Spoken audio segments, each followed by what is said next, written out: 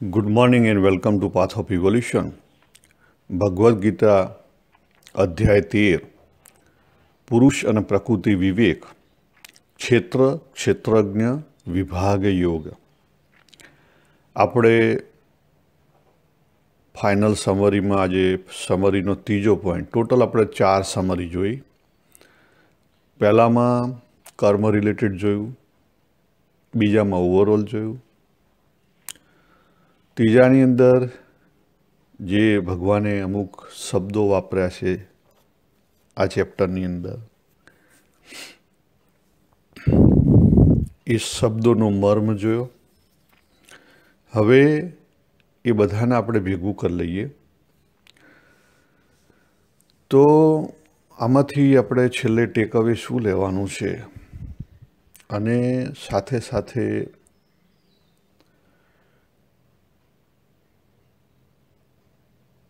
આજે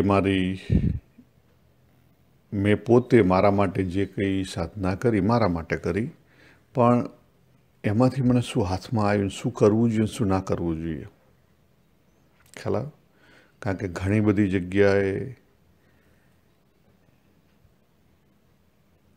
એ કોઈ ખોટી નથી કરી, પણ એને કારણે ઘણો બધો ટાઈમ વેસ્ટ થયો.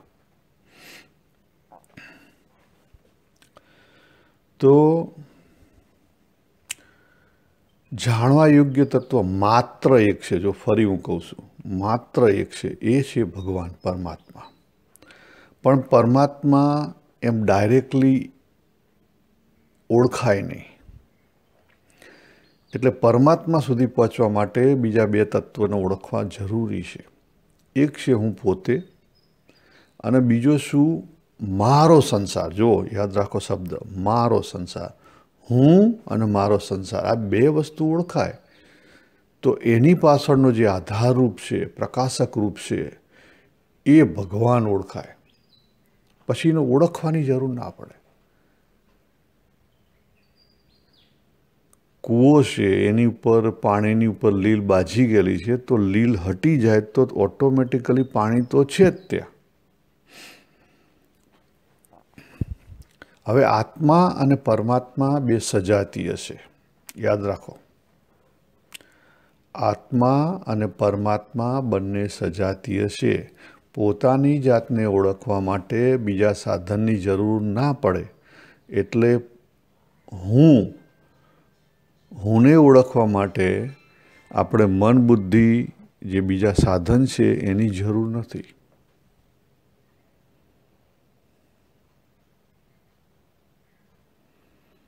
હુંને ઓળખવા માટે કોઈ સાધનની જરૂર નથી.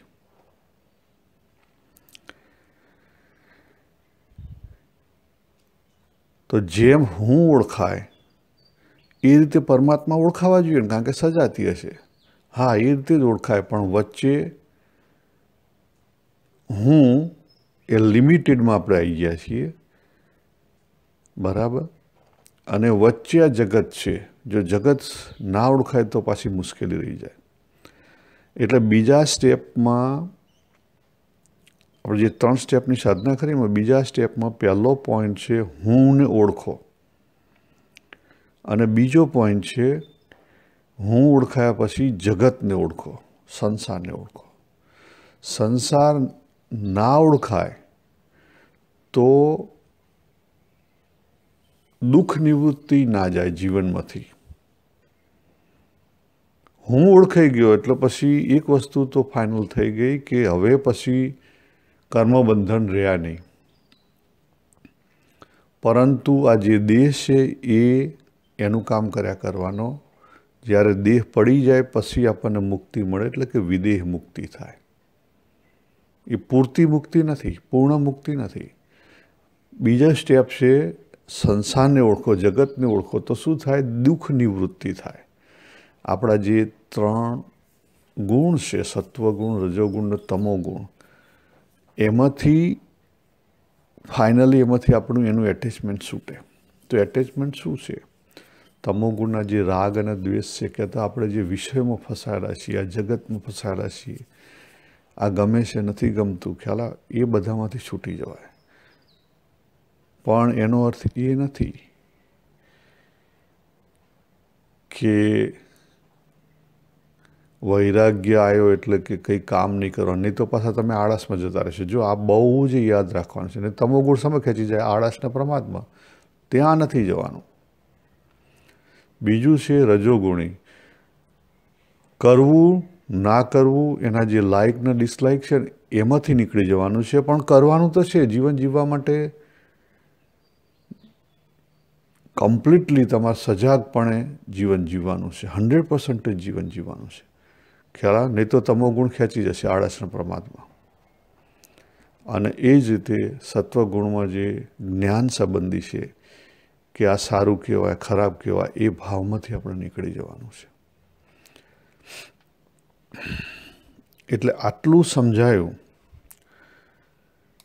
એટલે એ જાણવા યોગ્ય પરમાત્મા તત્વને જાણવા માટે બીજા બે તત્વની જરૂર છે.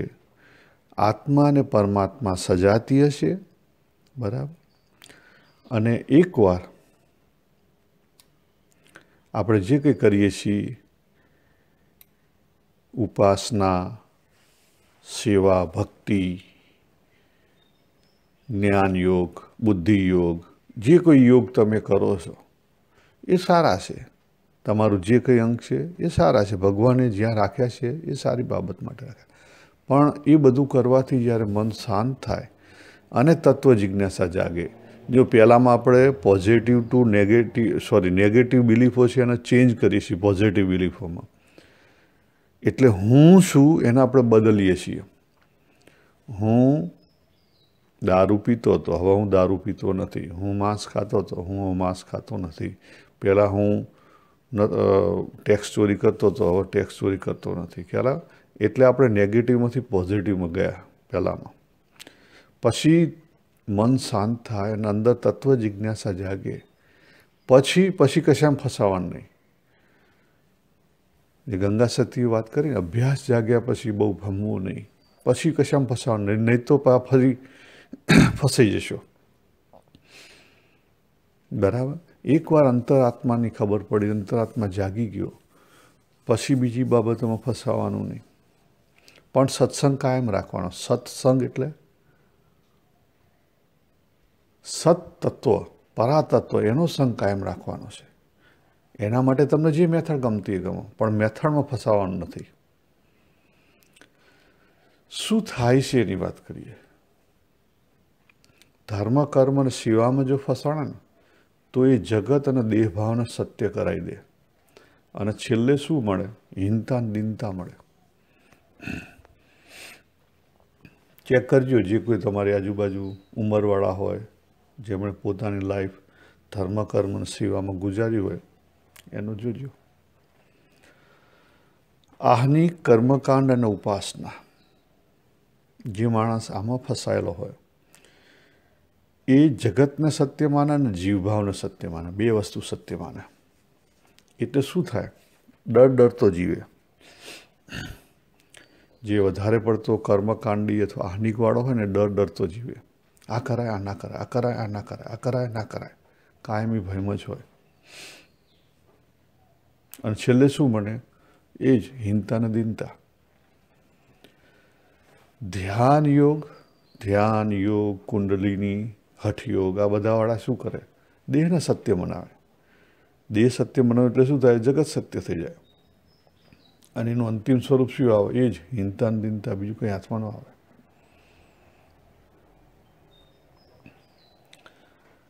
કેટલાક લોજિક ઉપર જતા રહે. જ્ઞાન,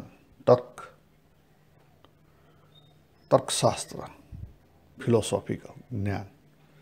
એ શું કરાવે? એ જગતને તો મિથ્યા કરાવે, પણ હાથે દેહને સત્ય કરાવી દે. શું કરે? જગત મિથ્યા પણ દેહ સત્ય. એટલે શું થઈ જાય? જીવન ડ્રાય થઈ જાય. એનામાં નકરી ડ્રાયનેસ આવે.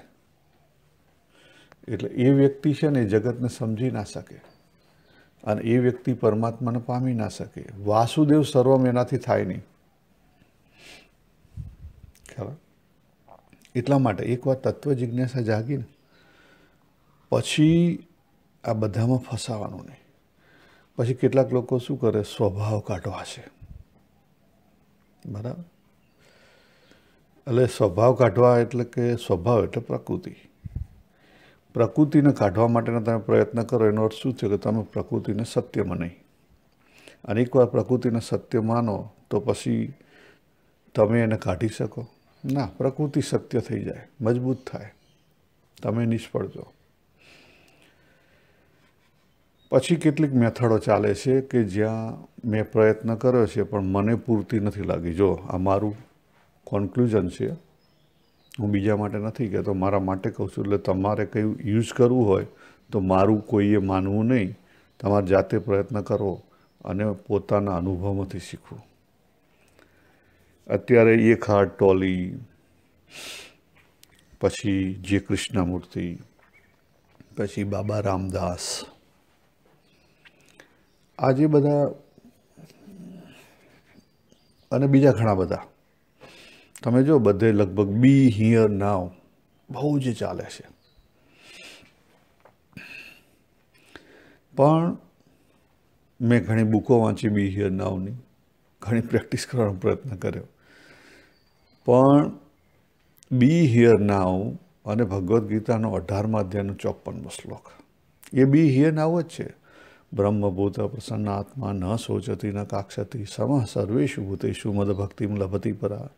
બ્રહ્મભૂત પ્રસન્નાત્મા, આ પ્રસન્નાત્મા એમાંથી ખોવાઈ ગયેલું છે. બી હિયર નાવમાં પ્રસન્નાત્મા ખોવાઈ ગયેલું છે. પછી ન સોચતી ન કાક્ષતી એટલે બી હિયર નાવ છે, ભૂતકાળમાં નથી અને ભવિષ્યમાં નથી. એટલે ક્યાં છે?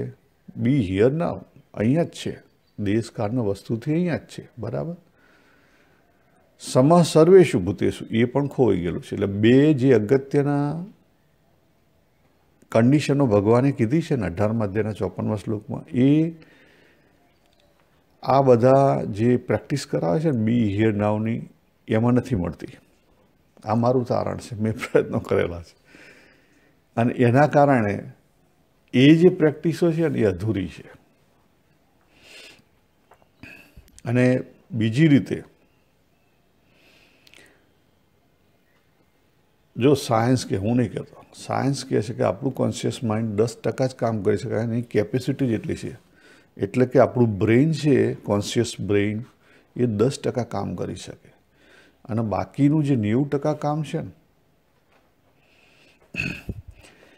એ આપણી જે બોડી છે, કહેતા આપણું જે સબકોન્શિયસ માઇન્ડ છે, અથવા બીજા શબ્દોમાં કે જીવની અંદર જે હેબિટો ઘૂસેલી છે, હેબિચ્યુઅલ, ચિત્તની મેમરી અને જીવ એની સાથે જે કનેક્શન છે એ કરી લે છે. તો પછી જો 90% ભાગની અંદર તમારો સ્વભાવ હશે તો તમારો સ્વભાવ જશે કેવી રીતે? યાદ કરો.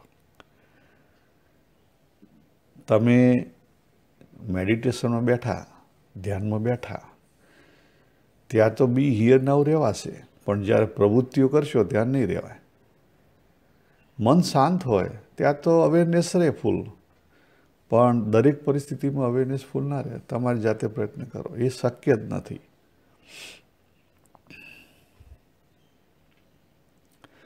પરિસ્થિતિ આવે,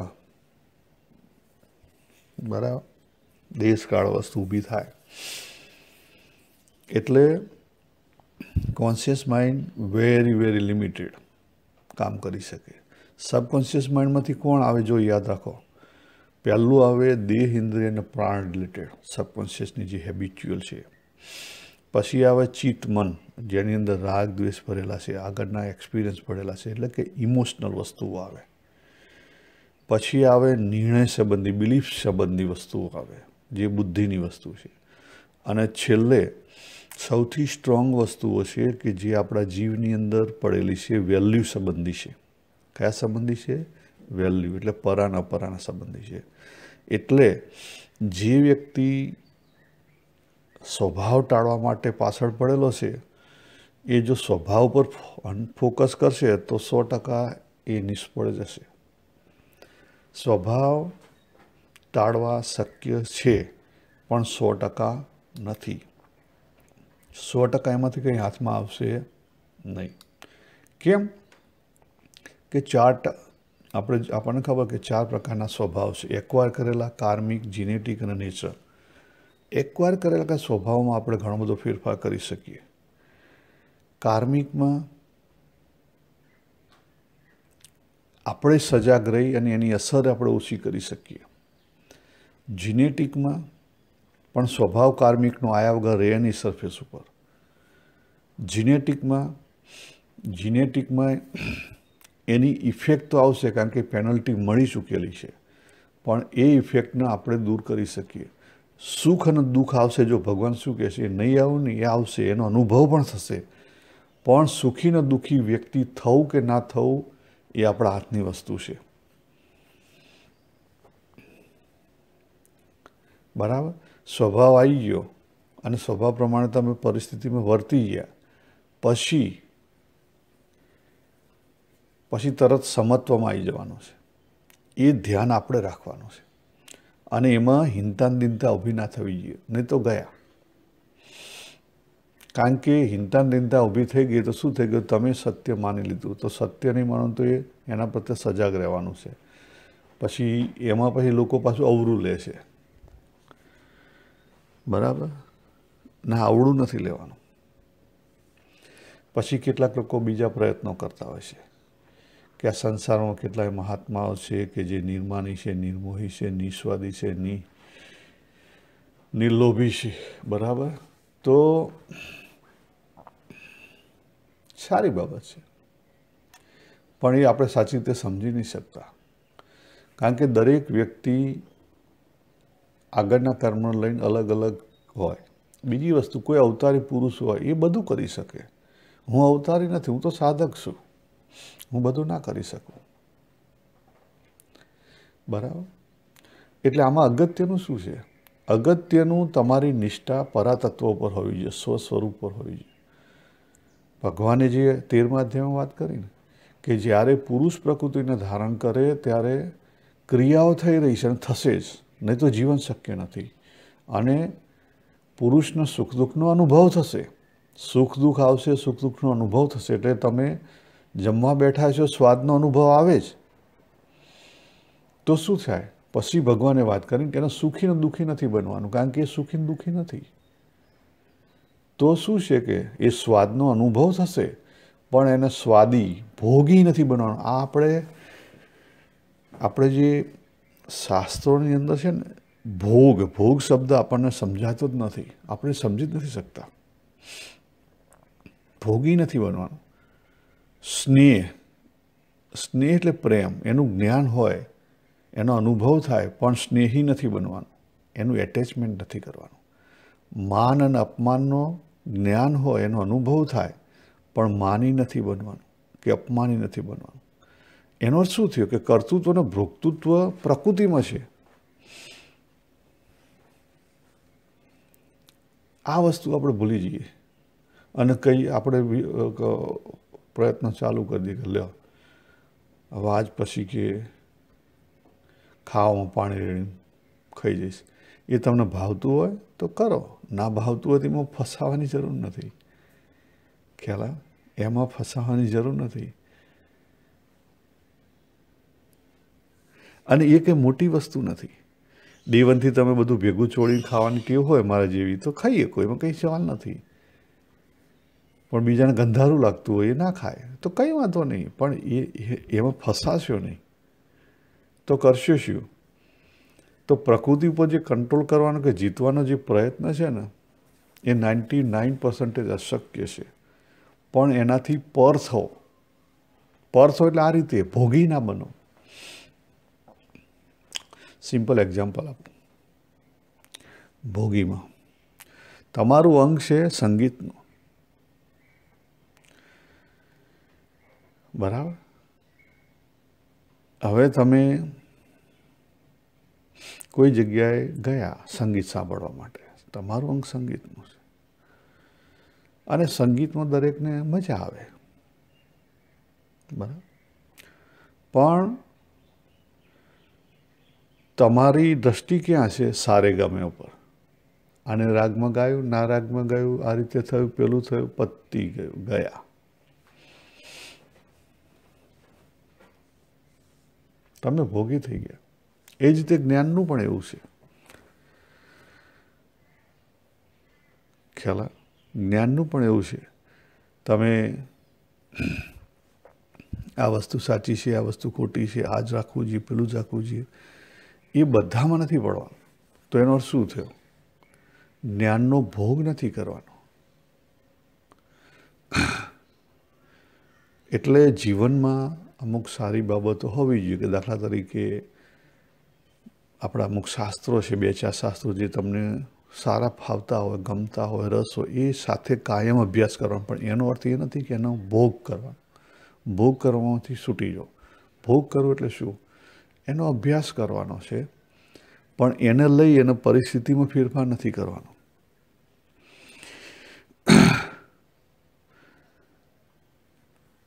હું રોજ પાઠ કરું છું. આ તો એક્ઝામ્પલ છે કે આપણે એક પાઠ કરવાનો નિયમ લીધો હોય ને, એ સારી બાબત છે કે રોજ ભગવદ્ ગીતાનો કે વચનામૃતનો જે કોઈ તમને શાસ્ત્ર હોય એનો પાઠ કરે. તમે કલાક પાઠ કરતા હો અને એક દિવસ શરીર સારું હોય, ના સારું હોય, અથવા કોઈ બીજા સંબંધીઓ આવ્યા હોય, કોઈ જગ્યાએ પરિસ્થિતિ એવી હોય જ્યાં તમે ના કરી શકો એમ હો, તો તમને એને લઈ અને પછી તમારી અંદર અને તમારા થકી બહાર વાતાવરણમાં ફેરફાર ના પડવો જોઈએ. એ એક્સેપ્ટન્સ આવવું જોઈએ.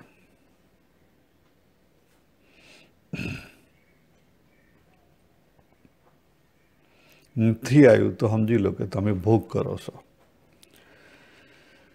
પ્રકૃતિ પર કંટ્રોલ કેમ ના થાય એનું એક કારણ કહું કે પ્રકૃતિ એ સમષ્ટિ સાથે જોડાયેલી છે. આપણી પ્રકૃતિ પણ સમષ્ટિનો ભાગ છે અને આપણે એક વૈશ્વિક તરીકે, એક ઇન્ડિવિડ્યુઅલ તરીકે સમષ્ટિનો ભાગ છીએ. હવે નાનું છે એ મોટાને જીતી શકે નહીં, એ તાકાતવાન છે. બીજી વસ્તુ કે આપણે કર્મથી બંધનયુક્ત છીએ, તો નિયતિની સામે આપણું ચાલે નહીં. એટલે કે જે કોઈ સ્વભાવ તમારા કાર્મિક અને જીનેટિક કે નેચરમાં વર્ણાયેલા છે એની ઉપરવટ તમે નહીં જઈ શકો. અને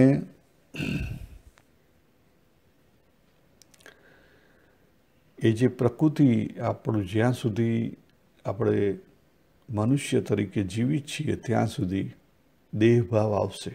હું છું ઉઠ્યો, મને ખબર પડી દેહ છે, દેહભાવ આવશે. એ કંઈક અરીસા સામે ઉભા રહી પ્રતિબિંબ દેખાય ખરાબ છે ના, તો દેહભાવને બદલવાનો પ્રયત્ન ના કરો. દેહભાવથી પર થવાની વાત કરો. વિચાર આવશે તો વિચારમાં શું? વિચારને કંટ્રોલ કરવાનો પ્રયત્ન ના કરો. વિચારથી પર થઈ જાઓ. કહેવાનો શું કે ઇમોશન્સમાં ખેંચાવો નહીં, એ વિચારમાં ખેંચાશો નહીં. સ્વભાવો છે અને આવશે તો શું કરશો? એનાથી પર થવાનો પ્રયત્ન કરો. પર થવું એ ઇઝીએસ્ટ વે છે અને સાચો રસ્તો છે.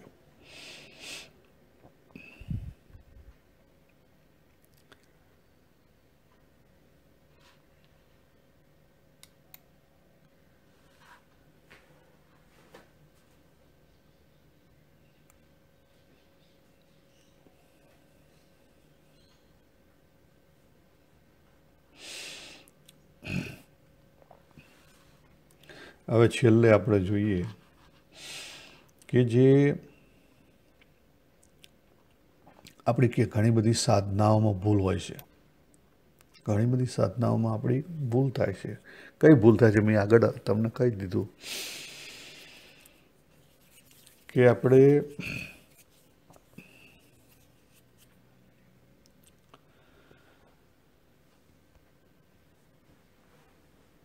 પુરુષ અને પ્રકૃતિ જે બે વિભાગ છે મારી અંદર, એમાં એક ખાનું છે પ્રકૃતિનું ખાનું છે, બીજું ખાનું પુરુષનું છે. હવે એને આપણે થોડુંક ચેન્જ કરી દઈએ. પ્રકૃતિના ખાનાને પ્રકૃતિનું ખાનું રવા દો, અથવા પછી અપરાનું કરો, અને પુરુષના ખાનાને પરાનું ખાનું ગણો. એટલે પરા અને અપરાનું ખાના છે બે. જ્યારે કોઈ પણ વસ્તુ જીવમાં ઘુસાડવી હોય ત્યારે જો એની અંદર એની અંદર અપરા રેલી હોય, એની અંદર મિશ્રિત હોય અપરા. ભલે એ પરા છે પણ એની સાથે મિશ્રિત છે અપરા, અથવા અપરાના સાધન દ્વારા ઘુસાડવી છે. તો શું કરવું પડે? તો આખી ચેનલ જે છે એ ચેનલ તમારે કમ્પ્લીટ કરવી પડે. કઈ ચેનલ? તો જે ભગવાને કાર્યાણીમાં વાત કરી, કથા ઉપનિષદમાં છે, ભગવાને 3જા અધ્યાયના છેલ્લા 42-43માં પણ વાત કરી, 28થી લઈને બધી વાત કરી છે. તો એ કઈ ચેનલ છે? તો ઇન્દ્રિય છે, પછી અહંકાર છે, ચિત્ત છે, મન, બુદ્ધિ. આ દરેકનું જ્ઞાન છે અને દરેકના જ્ઞાનમાંથી એ જે કંઈ જ્ઞાન છે એની સ્વીકૃતિ આપણે લેવી પડે. અને સ્વીકૃતિ આ 5 તત્વો આપે ને, ઇન્દ્રિયની સાથે પ્રાણ અને બોડી, દેહ આવી ગયો. 5 સ્વીકૃતિ આપે પછી એ વાત જીવમાં જાય. જીવમાં જ્યાં પછી એનું રટણ કરવું પડે, મનન કરવું પડે. એટલે કે એના થિયરી અને પ્રેક્ટિસ બે ભેગી કરવી પડે. પછી ધીરે ધીરે ધીરે એ વણાઈ જાય. પછી દેહમાં બાયોલોજિકલ ક્લોકની માફક વણાઈ જાય. એ વસ્તુ સ્વીકૃતિ થઈ જાય.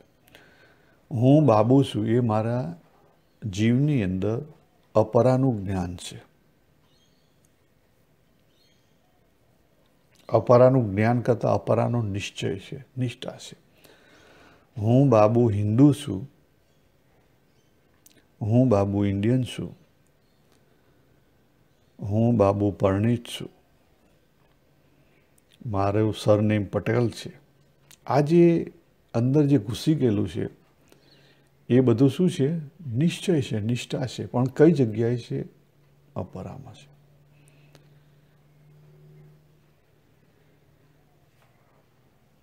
હવે આપણે સાચી રીતે જો મંત્ર સાધના અને બીજી બધી જે કંઈ સાધનાઓ છે આપણે સાચી રીતે ના સમજીએ ને સ્ટેપ બાય સ્ટેપ પરા, પશ્યંતી, મધ્યમ અને વૈખરી, એટલે વૈખરીમાં છોડી અને આપણે મધ્યમાં આવવું પડે. મધ્યમાને છોડી અને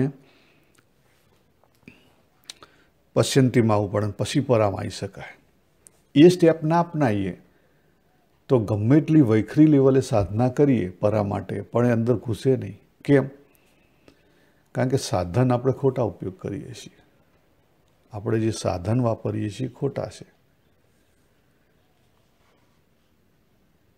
અહમ બ્રહ્માસ્મિ સો અહમ ઓમ ઓમ સર્વમ ખલ્વિદમ બ્રહ્મમ વાસુદેવ સર્વમ ઓમ પૂર્ણમદમ પૂર્ણમિદમ પૂર્ણાત પૂર્ણમ ઉચ્યતે. બરાબર? ઓમ શાંતિ શાંતિ શાંતિ. આ જે બધા પાઠ કરીએ છીએ વૈખરી લેવલે, એ અંદર તમારું કંઈ ફેરફાર ના કરે, અંદર કંઈ ના જાય. કેમ ના જાય એ મેં તમને પહેલાં કીધું. એ ચેનલ આખી પાસ કરવી પડે. એ આખી ચેનલ પાસ થયા પછી અંદર જાય ત્યારે અંદર સ્વીકૃતિ મળવી જોઈએ ને સાહેબ. બુદ્ધિ લેવલે પહોંચે એટલે પેલો કે હું દેહ છું, તું ક્યાંથી આવ્યો વચ્ચે. આપણે ઘણા બધા મેં જોયું છે, ઘણા બધા એવી સાધના કરાવે છે, મેડિટેશન બિહાડ ભાઈ કે હું દેહ નથી, હું મન નથી, હું દેહ નથી, હું મન નથી. પણ એ ઉતરે જ નહીં અંદર. કેમ ના ઉતરે? અહંકાર જ તોડી નાખે. પહેલું ઇન્દ્રિય, પછી આઈ સેન્સ જે આવે અથવા ચિત્ત, આઈ સેન્સનો ચિત્ત જ એને તોડી નાખે. એ અંદર ઘૂસવા જ ના દે. કારણ કે એ તરત રિજેક્ટ કરી દે ને. મંજૂરી મળવી અગત્યની છે. અપરામાં ની ચેનલ દ્વારા કોઈ પણ જ્ઞાનના અંદર ઉતારવું હોય તો એ 5ની મંજૂરી મળવી અગત્યની છે.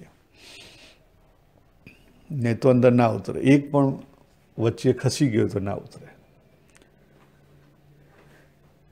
એટલે કેટલાક સાયન્સ રિલેટેડ લોકો કહે છે ને કે ઇમોશનલ થઈ જઈએ તો એ બાબત જલ્દી ઉતરી જાય. બરાબર? કારણ કે ઇમોશનલમાં શું થાય કે ઇમોશનલને લઈ અને મન ઇમોશનલ થઈ ગયું તો ઓટોમેટિકલી ઇન્દ્રિય, અહંકાર, ચિત્ત અને બુદ્ધિ બધા ઓગળી જાય. એટલે એનું તમને સંસ્કાર તરત લાગી જાય. તમે ઇમોશનલ થઈ જાઓ, સંસ્કાર તરત લાગી જાય. સંસ્કાર લાગે એટલે શું થયું? વાત અંદર ઘૂસી ગઈ. મજાનું છે ને?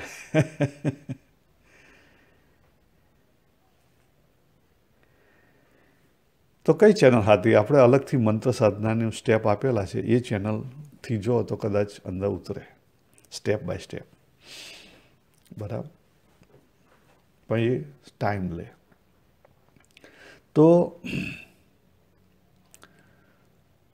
સરળ કયું છે? હવે સાવ સરળની વાત કરું. સ્વયંની સ્વીકૃતિ માટે આ બધા પાઠની જરૂર નથી. સ્વયંની સ્વીકૃતિ માટે આ બધા પાઠની જરૂર નથી.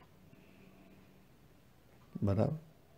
સ્વયંની જાતે સ્વીકૃતિ થાય.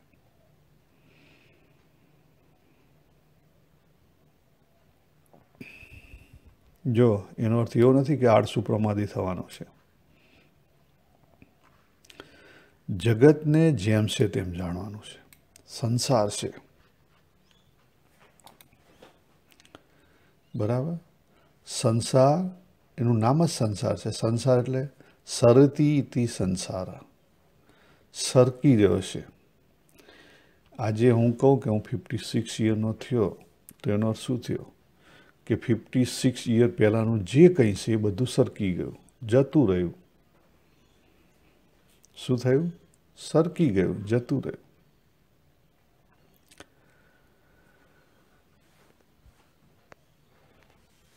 તો આ જે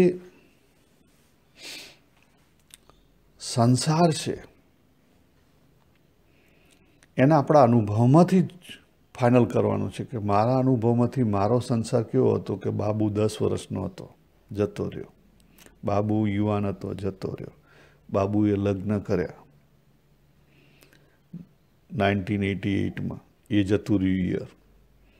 બરાબર? પછી કે બાબુના ત્યાં બાળકો આવ્યા. બરાબર? એ પણ મોટા થઈ ગયા, એમના પણ લગ્ન થઈ ગયા. બધું જતું રહ્યું. વિચાર કરો, કોઈનું ઊભું રહ્યું તો તમારું ઊભું રહેશે તો શું કરશો? જે વસ્તુ આપણા હાથની નથી, જેના ઉપર આપણો કંટ્રોલ નથી, એને શું કરશો? ભગવાને કીધું, જો 13મા અધ્યાયનો 7મો શ્લોક, એ વિકારી છે, એ પરિવર્તનશીલ છે, એ જવાનું છે. પછી પાછળ ભગવાને કીધું, ક્રિયાઓ કોના દ્વારા થઈ રહી છે? પ્રકૃતિ દ્વારા થઈ રહી છે. તો આ બે વસ્તુ એક્સેપ્ટ કરો ને.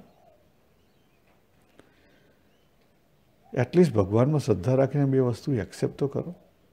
આ બે વસ્તુ એક્સેપ્ટ કરશું ને તો જગતનો તત્વબોધ ધીરે ધીરે થશે, ડાયરેક્ટ નહીં થાય. અને એકવાર જગતનો તત્વબોધ જેમ છે તેમ થશે તો ઓટોમેટિકલી આપણું પોતાનું સ્વરૂપ છે ને એ પ્રકાશમાન થશે.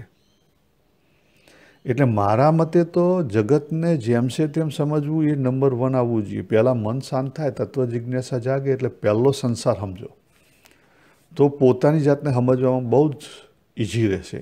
અને આ બે વસ્તુ સમજાશે ને તો ત્રીજી વસ્તુ સમજવાની જ નથી.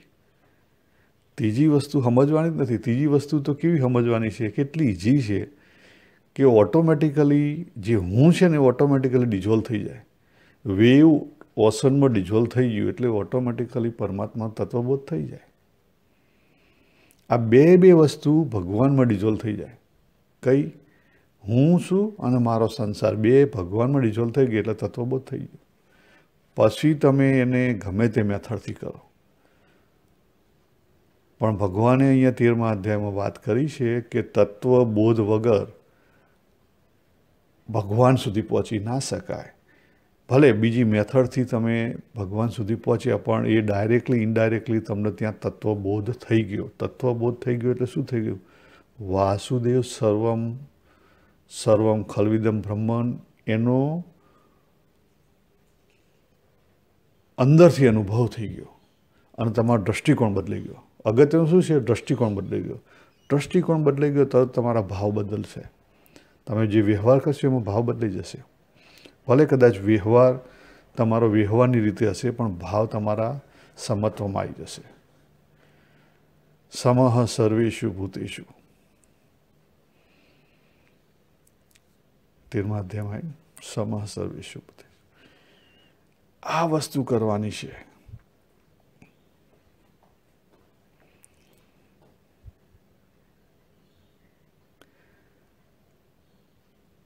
એટલે એનાથી પર થવાનું છે, જે પરિવર્તનશીલ છે, જાણ્યા પછી પણ વિકારી છે, નિયતિનું છે. એને રોકવાથી તમે કંઈ મળશે નહીં અને રોકી પણ શકશો નહીં. તમારા હાથમાં નથી. અને જાણવાથી જાણનારને કોઈ ફાયદો નથી. જાણવાથી જાણવાને કોઈ ફાયદો નથી. કોઈ કહે કે તમારો આયુષ્ય 80 વર્ષ, શું ફાયદો? કોઈ ફાયદો નથી.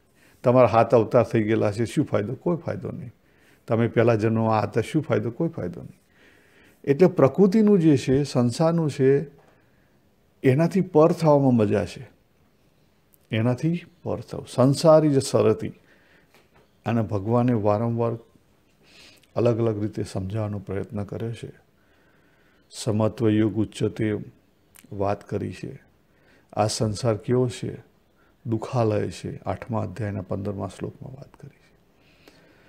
6ઠ્ઠા અધ્યાયમાં યોગનું નામ શું આપ્યું? 6ઠ્ઠા અધ્યાયના 23મા શ્લોકમાં જો ભગવાને કીધું કે દુઃખના વિયોગ, દુઃખનો જે સંયોગ થયો છે અને એનો જે વિયોગ, એનું નામ યોગ. દુઃખનો જે સંયોગ એટલે સંસાર અને એનો વિયોગ એટલે સાચી રીતે એને એક્સેપ્ટ કરવાનું છે. કરવાનું એમાં કંઈ જ નથી. કરવાનું એમાં કંઈ જ નથી.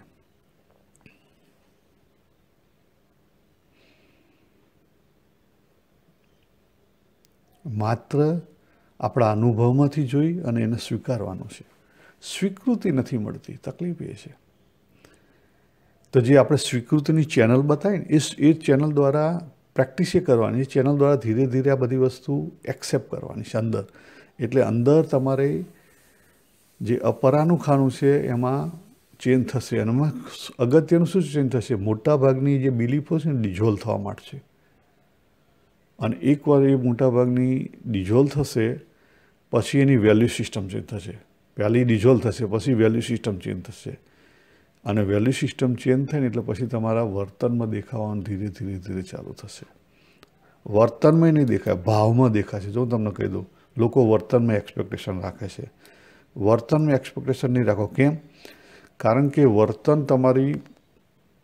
તમારા સ્ટેટ ઓફ માઇન્ડ ઉપર આધાર રાખે. ઘણા બધા કામ હોય તમારાથી ભૂલ થાય, કારણ કે પ્રકૃતિમાં થઈ રહ્યું છે. તમારા કોન્શિયસ માઇન્ડની કેપેસિટી લિમિટેડ છે. ભાવ ઉપર જો, ભાવ અંદરથી આવશે.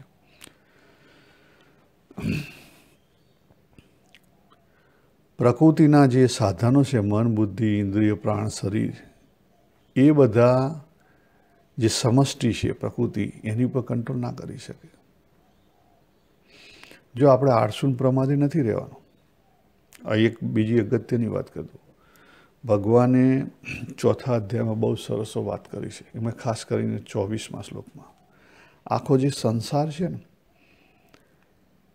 એ સંસાર સેક્રિફાઈસ છે.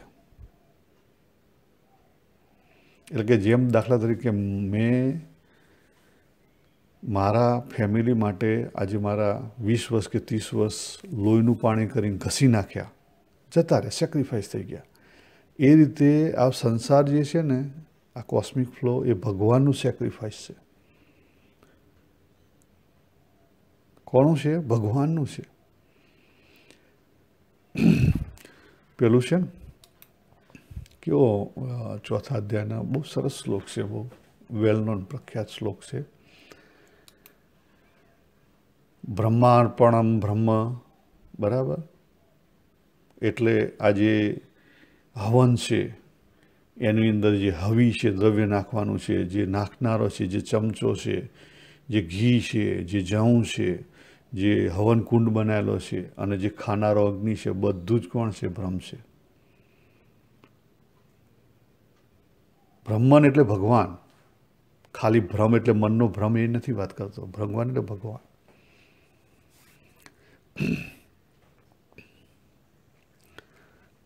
હવે અંતિમ આપણે ચેક કરીએ અને બધું બંધ કરી દઈએ કે શરૂઆતમાં આપણે ક્વોલિફાઈડ થવું પડે. ક્વોલિટી ફોર ડિવોશનની વાત ભગવાને 4થા અધ્યાયના 10મા શ્લોકમાં અને 7મા અધ્યાયના 1લા શ્લોકમાં વાત કરી. 7મા અધ્યાયના 1લા શ્લોકમાં શું કર્યું?